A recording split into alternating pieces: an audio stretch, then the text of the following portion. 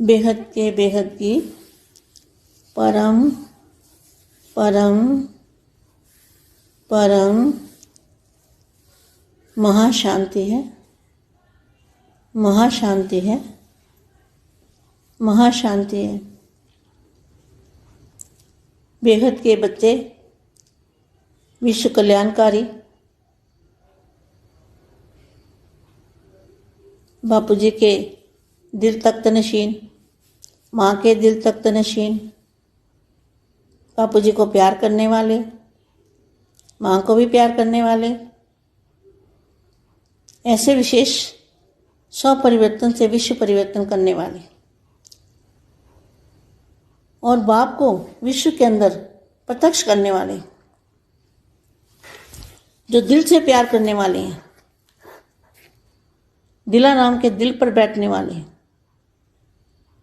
ऐसे लाडले और प्यारे बच्चों को, विशेष आत्माओं को बेहद की माँ का जात प्यार और नमस्ते। अब मैं आज के पुरुषार्थ में से जो घी निकालती हूँ, अपने जो मेरे लाडले प्यारे बच्चे हैं उनको मैं ज्ञान का घी पिलाती हूँ। इसमें से जो घी को अमृत बोलते हैं, तो इसमें जैसे अच्छे माँ वाक्य होते हैं, कुछ समझने जैसे और समझाने जैसे, उन माँ वाक्यों को मैं पढ़ के अपने बच्चों को देती हूँ। यहाँ कभी भी आज के पुरुषार्थ में बाप दादा कभी भी नहीं कहा, हमेशा बाप और बाबा।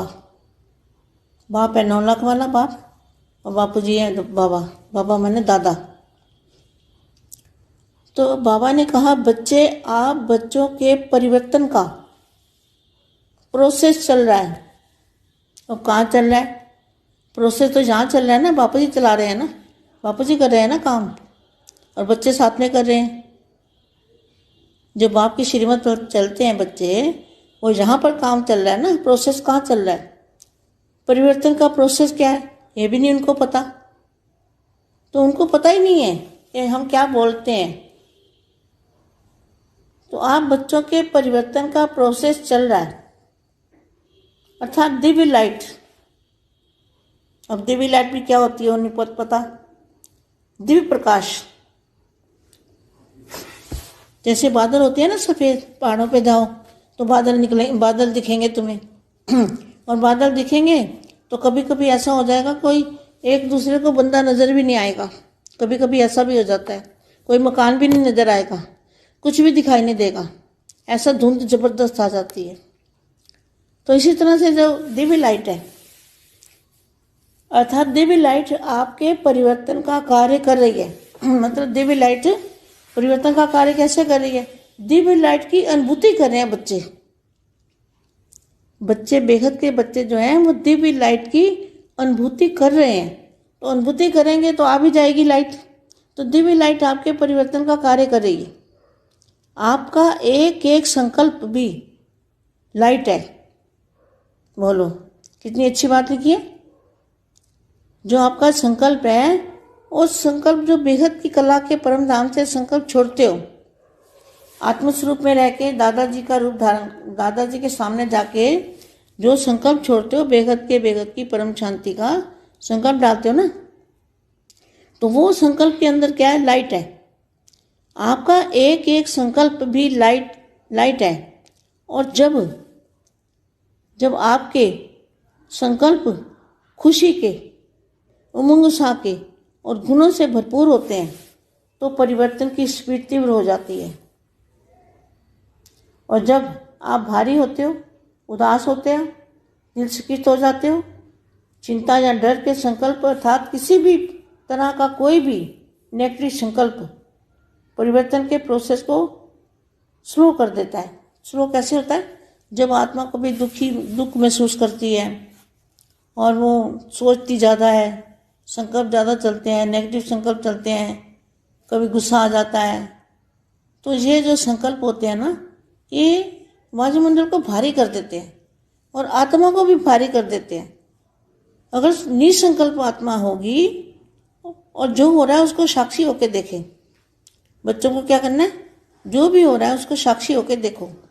कोई दुख आए, तकलीफ आए, कुछ भी हो जाए, मगर अनिश्चय नहीं होना चाहिए, हल्का रहना चाहिए। हल्का माना लाइट का शरीर, लाइट की बॉडी का अनुभव करना चाहिए।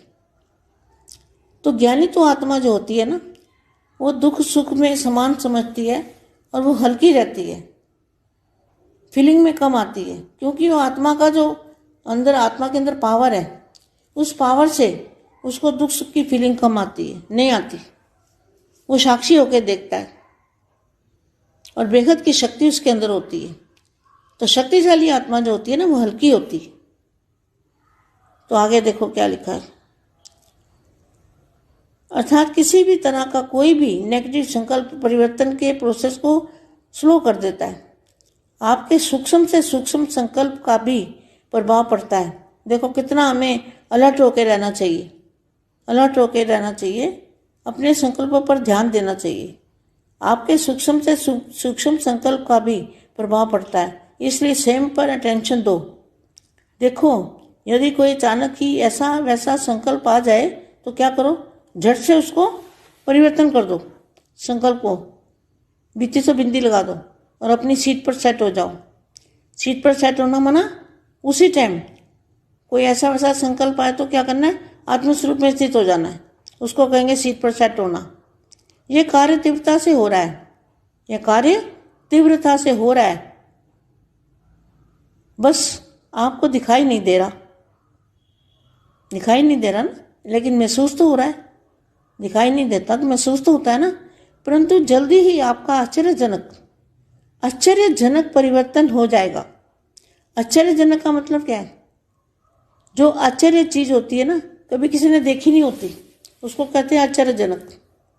आश्चर्य मतलब हैरान करने वाला, हैरान करने वाला जो शब्द का मतलब ये है कि आपका जल्दी ही आपका आश्चर्यजनक परिवर्तन हो जाएगा। तो आश्चर्यजनक माना जिसका किसी को पता नहीं होता, आश्चर्यजनक कोई बात होती है, अचानक कोई बात होती है ना, तो उसको कहते हैं आश्चर्यजनक। आश्चर्यजनक परिवर्तन हो जाएगा जो बिल्कुल अचानक होगा, बिल्कुल ही अचानक होगा, आपको 2 मिनट पहले भी पता नहीं होगा। बस बच्चे, आप परमपिता परमात्मा आप बच्चों के साथ है, इसे छोटी छोटी बात मत समझो। किसको? परमपिता परमात्मा आपके साथ है, इसको छोटी बात मत समझो। ये बहुत बड़ी बात है कि परमपिता परमात्मा आपके साथ है। अपने भाग्य के प्रति गीत गाते रहो और खुश रहो। इसलिए बच्चे खेलो, हंसो, नाचो, गाओ, अर्थात बेफिक्र रहो, खुश रहो, आबाद रहो, अपने जीवन के हर पल को एंजॉय करो। बस अब आनंद ही आनंद है। देखो जब आप निश्चिंत हो जाएंगे, निश्चिंत रहते हो ना, निश्चिंत रहते हो, तभी आप हल्के रहते हो। निश्चिंत आत्मा हल्की रहती है, बेफिक्र होती है ना। तो लाइट का अभ्यास कर सकते हो। लाइट का अभ्यास अर्थात मैं भी लाइट और बाप भी लाइट, और चारों तरफ बस लाइट ही लाइट है। अर्थात जो कुछ भी इन आंखों से देखते हो और महसूस करते हो, सब लाइट का है। जो भी देखते हो क्या है, सब लाइट का है। प्रकाश ही प्रकाश चारों ओर दिखाई दे। ऐसी अवस्था बच्चों को बनानी है कि चारों ओर लाइट ही लाइट देखा करें, अनुभव करें। जैसे हमारा कहते हैं ना, एक पैर इधर, एक पैर है यहाँ 5 तत्वों में, और दूसरा पैर बेहद के परम प्रकाश में। तो प्रकाश की दुनिया को सामने ही देखना है, जैसे सामने ही है, दूर नहीं है, सामने है। बच्चे अब किसी भी बात में कोई सार नहीं रहा, सब लाइट ही लाइट है, किसी भी बात में सार नहीं रहा। चाहे आपको पता नहीं चल रहा, परंतु बाप तो सब देख रहा है ना। जैसे एक काली रात में चलता मुसाफिर सुबह की इंतजार में रहता है, परंतु वो अधिकतम रात का काला समय सुबह का शुभ संदेश लेकर आता है, जिसे मुसाफिर नहीं जानता। क्या आपके लिए क्या है? शुभ संदेश कौन लाया है? हमारे बेहद के दादाजी शुभ संदेश लेके आए हैं। क्या? कौन सा? ये बच्चे अब सुबह बस, अब सूरज निकलने ही वाला है, दिन होने वाला है। तो ऐसा शुभ संदेश बापू जी लेके आए हैं, जिसे मुसाफिर नहीं जानता। क्या वो अभी कहने की बात है, लेकिन उसको महसूस करना, उसको समझना, परिवर्तन की बात को, और नई दुनिया में, जो बेहद की दुनिया के अंदर जो माहौल है, वायुमंडल है, उसको आंखों मतलब दिव्य दृष्टि से देखेंगे, तब क्या होगा, एकदम अचानक, और क्या बोलते हैं, अचानक और आश्चर्यजनक होगा। तो संदेश लेकर आता है जिसे मुसाफिर नहीं जानता, लेकिन यहाँ स्वयं बाप आपको सब बता रहा है। देखो, बापू जी सब कुछ बता भी रहे हैं कि बस बच्चे, परिवर्तन की नई सुबह शुरू होने वाली ही है, इसलिए निश्चय रखो, निश्चिंत रहो, आगे बढ़ो, परिवर्तन भी आपका इंतजार कर रहा है। बेहद के बेहद की परम परम परम महाशांति है, महाशांति है, महाशांति है। పరం శాంతి బేహద్ పరివారంకు, ఆత్మిక సోదరి సోదరులకు బేహద్ మా ఇచ్చినటువంటి హిందీ సందేశము, స్వ పరివర్తన తోటి బేహద్ స్వదేశం యొక్క అనుభవాన్ని పొందే బేహద్ పిల్లల యొక్క స్థితి గురించి ఈ హిందీ వీడియోలో వర్ణన చేశారు. దాని యొక్క తెలుగు అనువాదం. బేహద్ మా బేహద్ పిల్లలకి బేహద్కే బేహద్ పరం పరం పరం మహాశాంతి హై, మహాశాంతి హై, మహాశాంతి హై అని చెప్తూ ఈరోజు బాప్ డబుల్ విదేశీ పిల్లల్ని కలుసుకోవటానికి వచ్చారు. డబుల్ విదేశీ పిల్లలు అంటే బేహద్ పిల్లలు. ఎవరి ద్వారా అయితే స్వపరివర్తనతోటి విశ్వ పరివర్తన అవుతుందో ఆ పిల్లల్ని కలుసుకోవటానికి తండ్రి వచ్చారు. వీళ్ళు డబుల్ విదేశీ పిల్లలు. డబుల్ విదేశీ అనగా సదా స్వదేశం యొక్క స్వీట్ హోమ్ యొక్క అనుభవం చేసుకునేవాళ్ళు. డబుల్ విదేశీయులు అనగా తమ స్వదేశం ఏదైతే ఉన్నదో, బేహద్కే బేహద్ పరంధామము,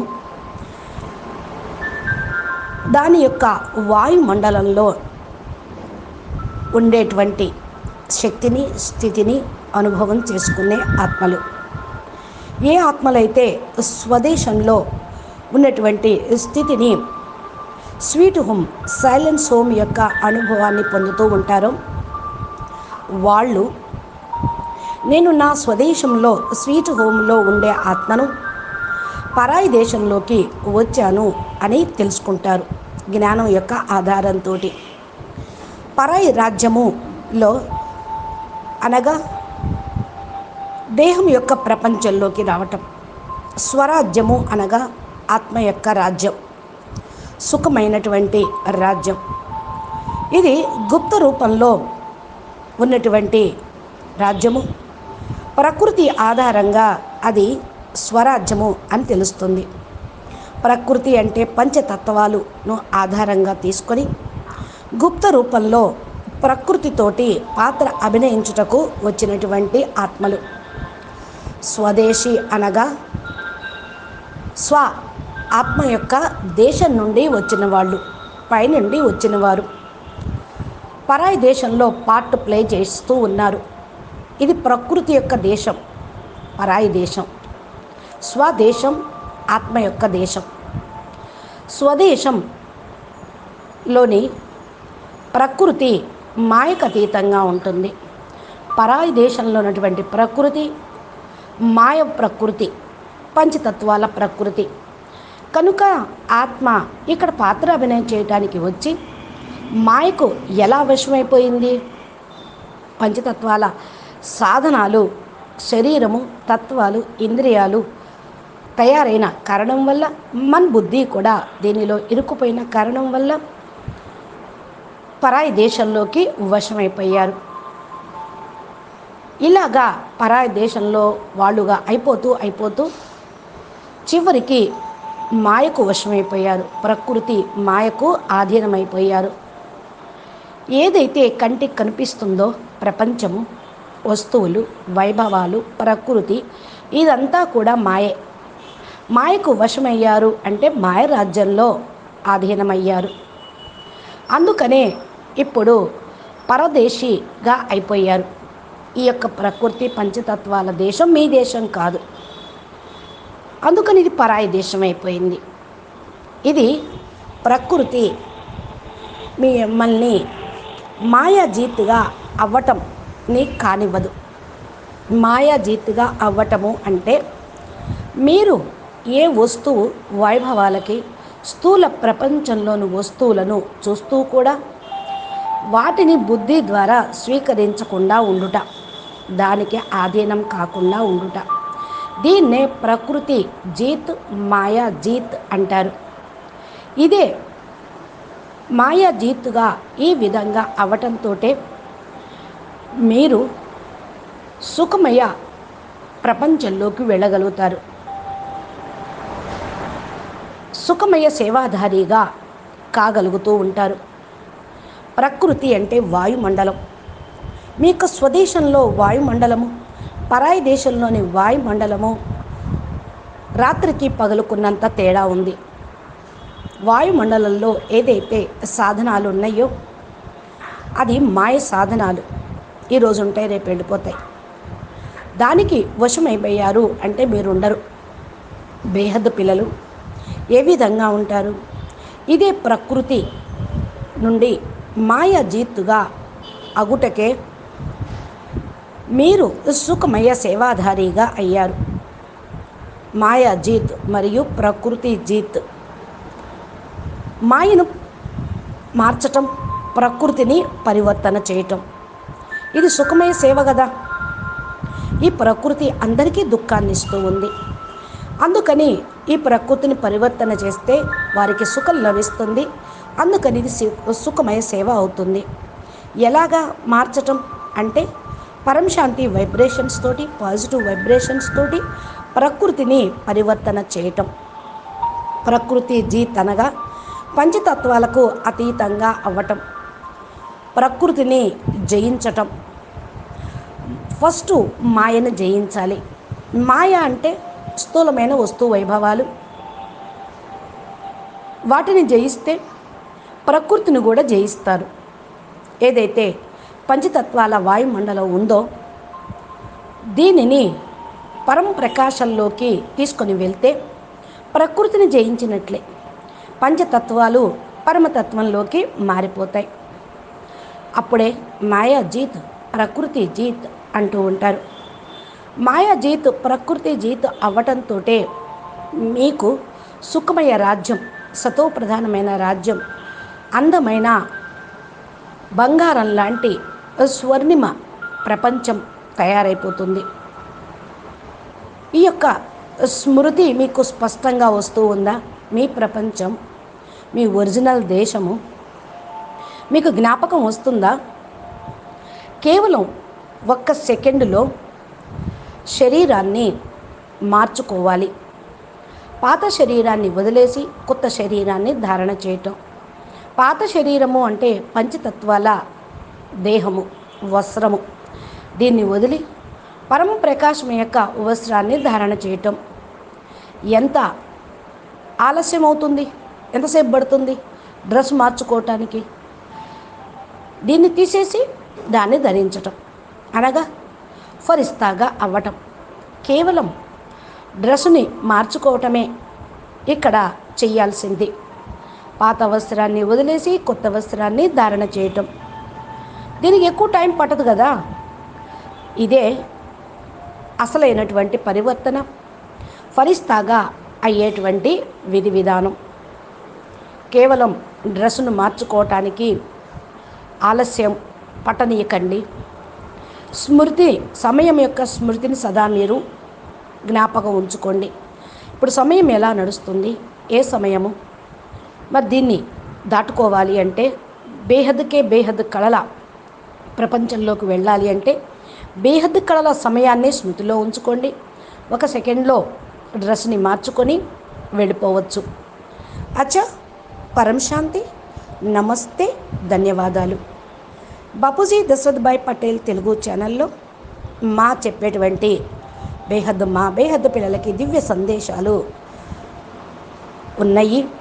ఇది పురుషార్థం పెంచుటకు, బాపు దగ్గరికి చేర్చుటకు, బాపు సమానంగా తయారు చేయుటకు, బాపు యొక్క మహిమని చెప్తున్నటువంటి వాణీలు, సందేశాలు.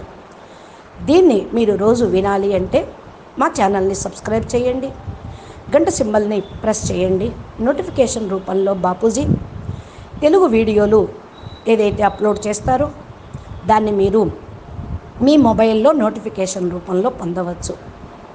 ఇవే కాకుండా అనంతభాయ్ మోటివేషన్, ఇన్స్పిరేషన్ వీడియోలు, బాపూజీ అద్భుతమైనటువంటి జ్ఞానము ప్లేలిస్ట్లో ఛానల్లో ఉన్నాయి.